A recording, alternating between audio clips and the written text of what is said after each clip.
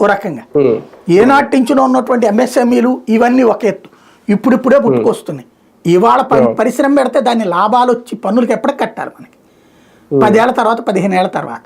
ఈ లోపుగా ఎక్కడి నుంచి వస్తే ఇట్లాంటి సిచ్యుయేషన్ ఆల్రెడీ ఫేస్ చేస్తుంది రాష్ట్రం.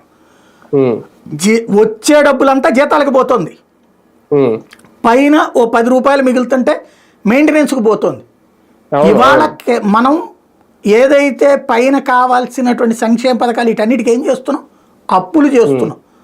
అది చంద్రబాబు అయినా జగన్మోహన్ రెడ్డి అయినా అదే. సరే రాజకీయంగా ఆడదేశాడు వాడు చేశాడని ఊరికినే ఒకరికొకరు చెప్పుకోవడమే.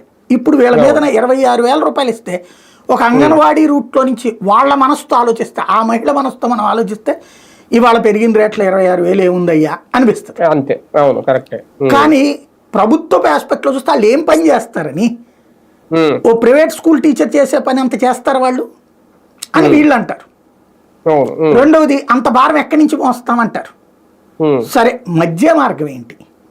ఇప్పుడు జగన్ రాగానే హైక్ ఇచ్చాడు, ఆ హైక్ ఇచ్చినందుకు జగన్ ఏమైనా గెలిపించారా? లేదు. ఇంకా ఎక్కువ ఇస్తానన్నారని చెప్పేసి ఇంకా ఎక్కువ డిమాండ్ చేశారు, మళ్ళీ చివరిలో ఉద్యమాలు చేశారు.